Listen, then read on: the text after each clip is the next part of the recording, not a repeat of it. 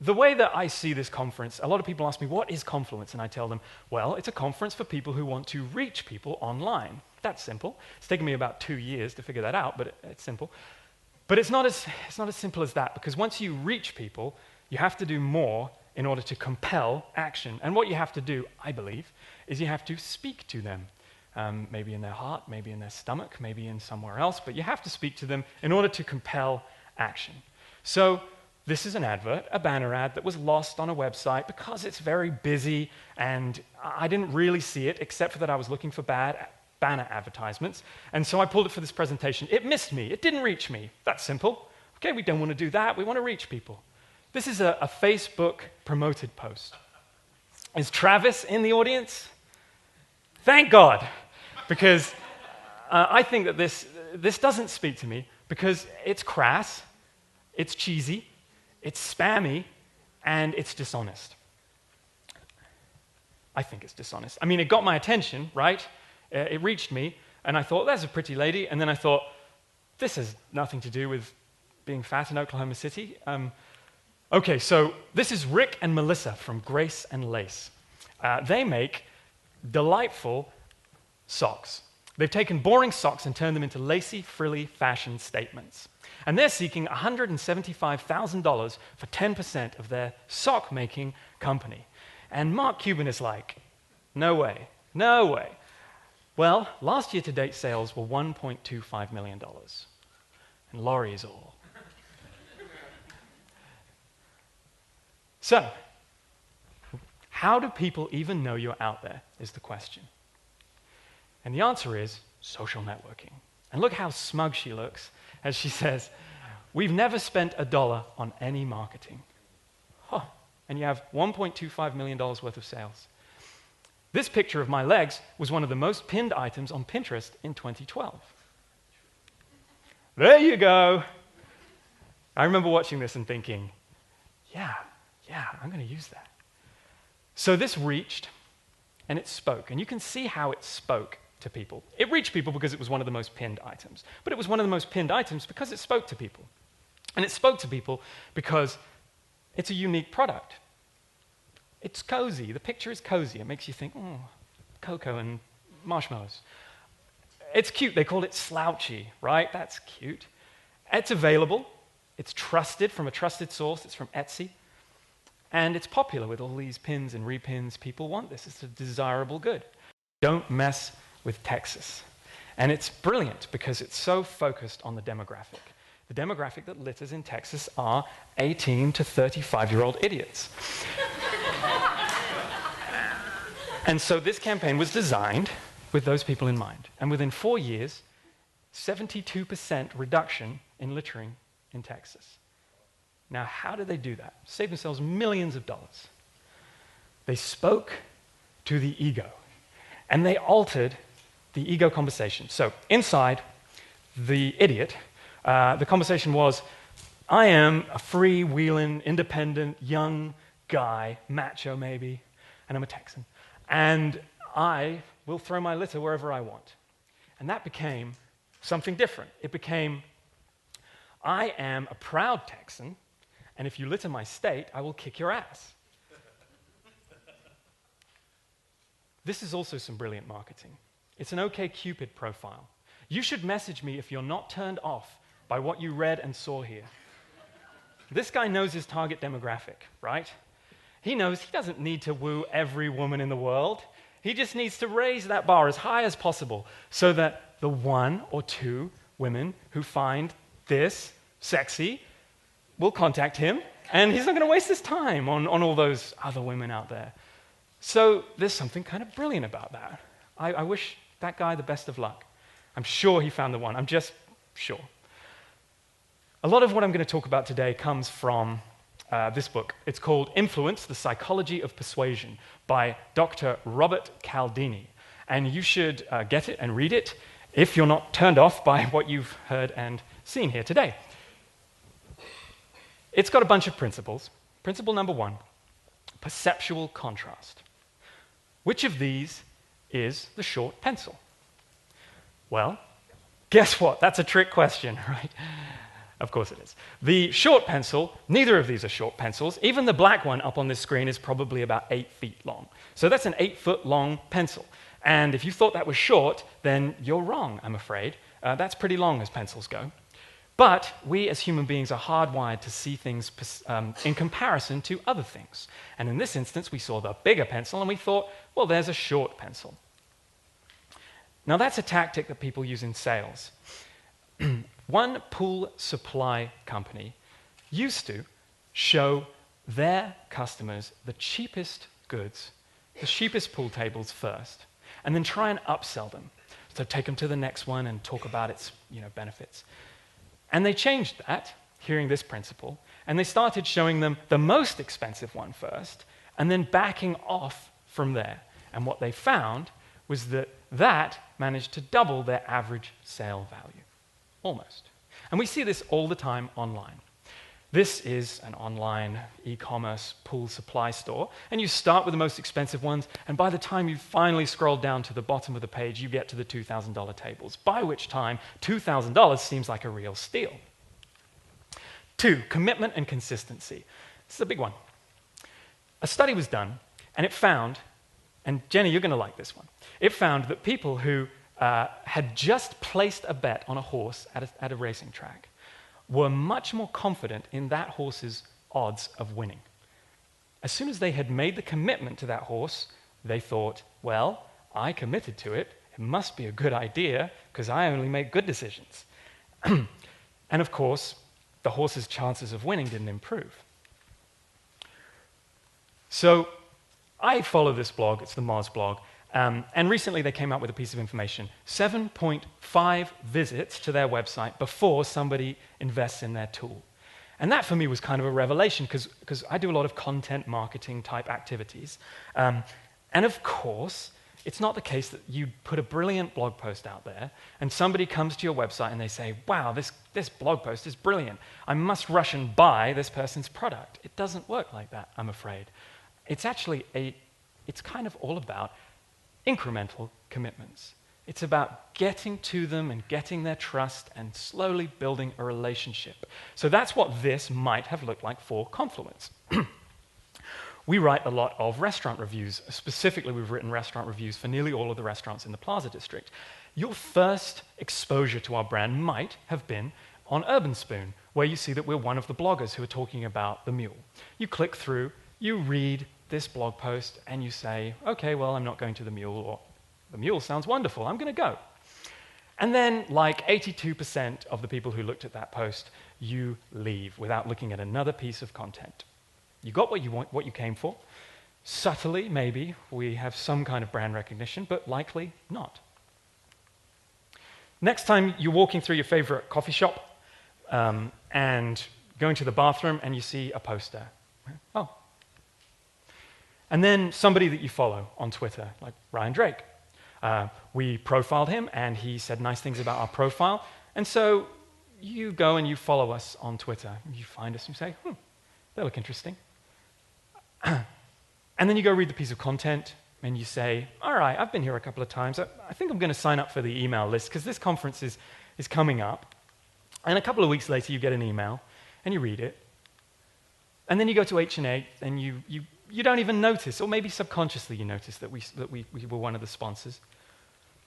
And then finally your boss comes in a week before the conference and says, we need to get better at digital marketing. And what do? You forget all of that hard work that we've done. And you Google it, right? And you do this, because I have the data. So organic visits, 18% of our traffic in the last year came from organic search. But 43% of our conversions, of the people who bought tickets, came from organic search. And a recent study suggests that 60% of direct traffic is actually organic search miscategorized. So the majority of people do this, and I'm aware of this. And so I try and do something about it. I look at what ranks, and I noticed about a year ago that SavvyPanda.com reliably ranked really high for this stuff. So I reached out to them and I built a link. I said, hey, we're a conference, please mention us in your list of conferences. And lo and behold, every month we get about 60 or 70 people coming through that link, coming and looking at our conference, because I knew it ranked well, so I went out and secured that link. The second result here for digital marketing conferences is earned media. We were featured as one of the top 16 digital marketing conferences for advanced marketers last year based on the hashtag ConfluenceCon. They looked at conference hashtags and they thought that you guys were so awesome about how much you used that and how engaged you were that they decided to put us on here. So good work, guys. Thank you very much. But that didn't automatically rank it high. And actually, we put a badge for this, social proof, which I'll talk about later, onto the bottom of our website saying Search Engine Journal takes you through to that article. That's a link from every one of our pages in the footer. And that helped this article to rank high. And this article basically puts us as the only conference between Chicago and Las Vegas worth attending, which is pretty good PR as far as I'm concerned. And then the third one is our website itself, where we direct you to buy tickets. And by now, hopefully, this person is thinking, I already read their blog, I already follow them on Twitter, I already get their emails, I am somebody who would go to Confluence. So it's a series of incremental commitments that have made the final commitment to giving me your Saturday and $49 seem quite palatable, really. How can you strengthen commitment? Well, make it publicly. OG&E do a good job of this. They give you a window cling when you go 100% wind power. And then you put it in your window so your neighbors know that you are the kind of self-righteous person who puts window clings about wind power in your window. But then if I was to ever want to cancel my wind power, I'd have to take my window cling off, and all my neighbors would know that actually I don't care that much about the environment after all. You can strengthen commitment because it's proportional to effort. One study showed that college women who were given painful electric shocks in order to attend a talk about sex reported that it was more useful and interesting than the women who did not get the electric shocks. It's crazy. So, no, I won't go there. Being a Zulily customer is a bit like receiving a series of painful electric shocks. It's really hard even to visit the website. To visit the website, you have to give them your email address. This is what it looks like. And then you download the app, and every morning at 8:01 a.m. on your iPad, you get this, time to shop Zulily. And my wife, bless her heart, does. She goes, okay, let's go shop. So they've extended this to their HR policies as well. And if you work there for a while, after a few months, they offer you $5,000, up to $5,000 to leave. And if you're the kind of person who decides not to leave for $5,000, then they've probably got a pretty good employee, somebody who has made a fundamental and deep commitment to them. Number 3, social proof. This is my favorite lever in this whole space. And the reason it's my favorite is because it works best in uncertainty. And there's a lot of uncertainty online. This is Tailwind app. Do we have folks from Tailwind here today? Hello. So this is a local Pinterest analytics platform, one of 7 registered business partners for Pinterest. I'm very proud of them. I'm really glad they're here. Danny Maloney spoke last year. Go check them out if you're interested in Pinterest analytics. And look at this at the bottom. Trusted by over 20,000 brands and agencies. Here are some awesome brands that they have. And then further down, here in the press. Oh, some awesome press. I feel better about parting with my money already. But it works best from people like us. And this is a Facebook-promoted post that I got recently. It's about Dollar Shave Club. And it's telling me that Adam Ray likes Dollar Shave Club. Which is great, right? I like Adam Ray. But what Facebook doesn't know about Adam Ray is that he doesn't know anything about personal grooming. Cage App is another really great local app. Sandit Patel. This is the dream social proof as it relates to testimonials. Beautiful pictures, pithy quotes, identifiers, and then double identifiers, so like where they work. That's the kind of thing that you want to do to get people to trust you online. 4, scarcity. Interesting experiment. They put 10 cookies in front of people. Half of those people, they took 8 of the cookies away. The people who were sitting in front of 2 cookies then rated those 2 cookies as more expensive and more desirable. So scarcity is important. It works best with competition, which explains doorbuster prizes and how crazy people get on Black Friday. And baby steals, which is like the other place where all my money goes. So between 8 a.m. and 8 p.m. every day, you can go and buy things 60% off retail.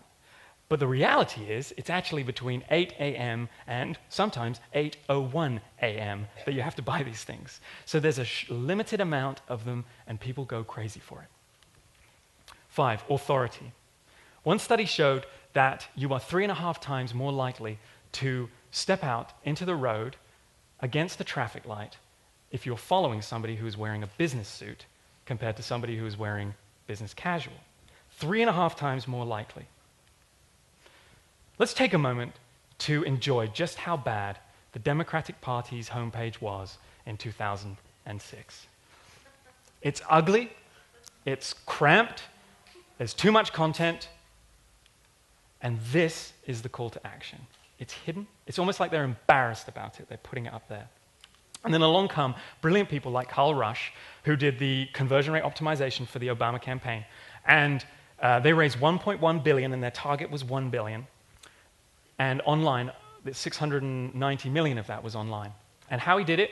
500 A/B tests. So we're going to have 2 versions of the page, and we're going to have one small change in each page, and we're going to see which one works best. And then we're going to use that one, and we're going to test something else. That's a 49% donation page conversion rate increase.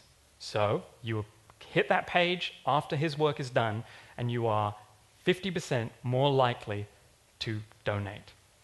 On one page, for an event, he increased the conversion rate by 19%, he and his team, by changing just one image. They had one image of Obama, and they looked around and they chose another image of Obama, and they increased the conversion rate of that page by 20%. And this is what that page looks like today. And these guys have become kind of masters at this. Look at those calls to action. Massive. And email drove 90% of online fundraising, so gets the best real estate right there. 6, being likable. This is Allison. Isn't she likable? This is also Allison. She's a medical sales rep. There is a thing called the halo effect. And basically, what happens is attractive people are rated by strangers as more intelligent, more honest, trustworthy, kind, talented. These are other cheerleaders who are also medical sales reps. How does that work online? Well, have you ever noticed how, if you strip everything away, how boring online brands and apps really are? Well, they are, but they make a really good show of personifying themselves, making themselves interesting, and, key point, making themselves likable. The elephant is smiling. The bird is smiling. The alien is smiling. The monkey is leering. Look at what Reddit have done. They've basically allowed their community to play with their avatar. And it's fun. This is Joe Girard. He's America's #1 car salesman, according to the Guinness Book of World Records. And how does he do it? He has a very simple tactic. Every month he sends 13,000 cards to former clients with a very simple message. Do not underestimate the power of, I like you. And it's never been easier to do. To give somebody props, to say thank you, to circulate their content. Smart Water came to Oklahoma City, and they make bottled water. And they made a beautiful video of us. They had this guy walk around, he was super cool, and he talked to all the right people, and he did all the right things, and he flattered us very much. And he also flattered Corey Miller, who's going to be speaking later, and a bunch of other smart tech people in Oklahoma City. And he and I and nearly everybody else, when this video came out, shared it because it was very flattering. And we love Oklahoma City, and we want other people to see how cool we can be. It got about 10,000 shares on the coolest website, and it ranks for Oklahoma City documentary. It's the second thing now because of all that engagement. Does that make a lot of sense, really? I mean, a water company coming to Oklahoma City and flattering us. Well, Oklahoma has one of the highest per capita consumption of bottled water in the country. So maybe it does make sense. Number 7, reciprocity, and I love this one. A study, 2 people sit down to evaluate art, works of art, ostensibly. But what actually happens is halfway through, Joe gets up, buys 2 bottles of Coke, comes back. Only half of the time does he buy bottles of Coke. Half of the time he comes back empty-handed. After the experiment, ostensibly is done, and the art is graded, Joe turns to his, co-person, and he asks them for a favor. He asks them to buy raffle tickets. Now, for the folks who Joe had bought a Coke, they gave 5 times the value of that Coke back to him in additional raffle ticket sales. Moral of the story, be careful who you let buy you a drink. Companies do this great, some companies. MailChimp, the leering chimp. Look at this chimp leering on top of all of these animals. So they give out woolen hats for cats and dogs to their demographic, which are exactly the people who would post online their pictures of their cute pets wearing these cute hats. It's very nice. It's a nice gesture. This is Tiger Bread from Sainsbury's, and it makes me long for home in a way that only the weather can make me long for home like this. But if you're thinking, that's not Tiger Bread, that's giraffe bread because it looks like a giraffe, then you have the mind of a 3-year-old, the 3-year-old Lily Robinson, who basically sent a letter by her parents to Sainsbury's and said, why isn't it called giraffe bread? And they said, good idea, Lily. And they called it giraffe bread. And it's a really kind, sweet, nice gesture, a beautiful story. And of course, what do people love to do with beautiful stories? They love to tell them. And that was a PR boon for Sainsbury's. And that's them on the BBC's website. I met this guy last year at Confluence. His name is Trey Bowden.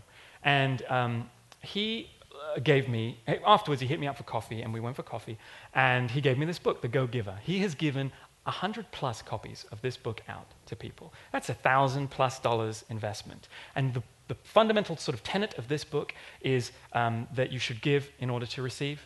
And as a business strategy, giving is actually the best strategy. Here's one of the things in this book. The law of value. Your true worth is determined by how much more you give in value than you take in payment. 58% of students would take a 15% pay cut to work for an organization with values like their own. This is becoming really, really critically important. Organizations, companies like Warby Parker do an amazing job of this. They're the kind of place that a lot of people want to work. They're a B corporation.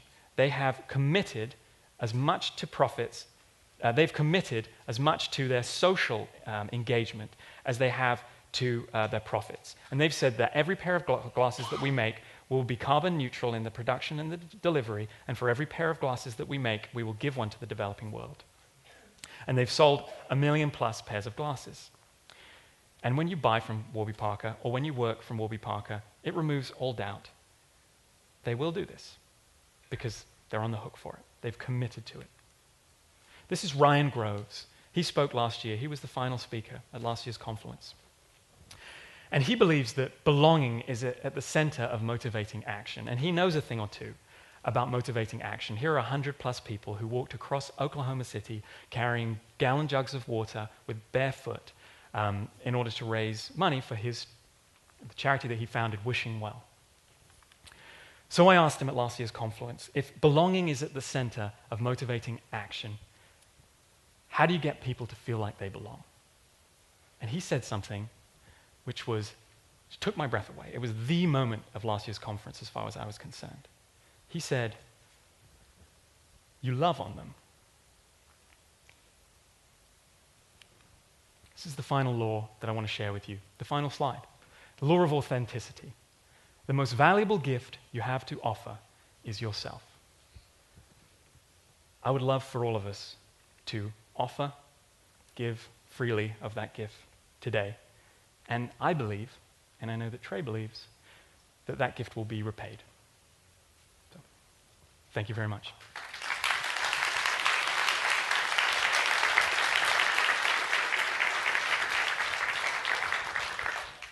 Now, since I'm also hosting, I now get to Q&A myself, which is a bit weird.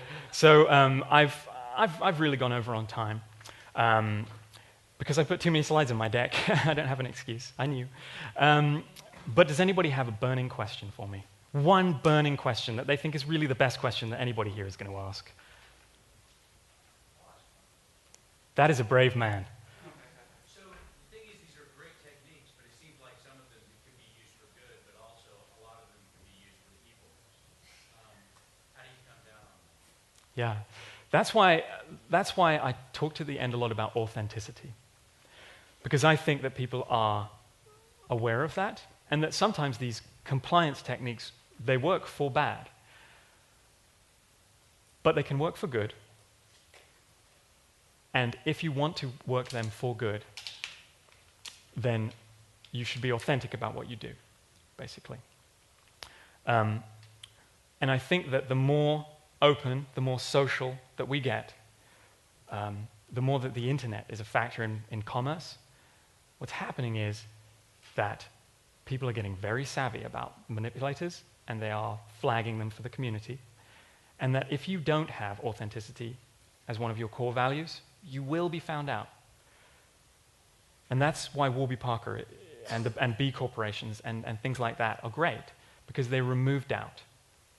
It's literally in their annual report, the shareholders can sue Warby Parker if they do not live up to their deal about social responsibility as well as about their bottom line. So authenticity is my answer to that. And hey, let's all call out the people who are being manipulative. Yeah. Thank you.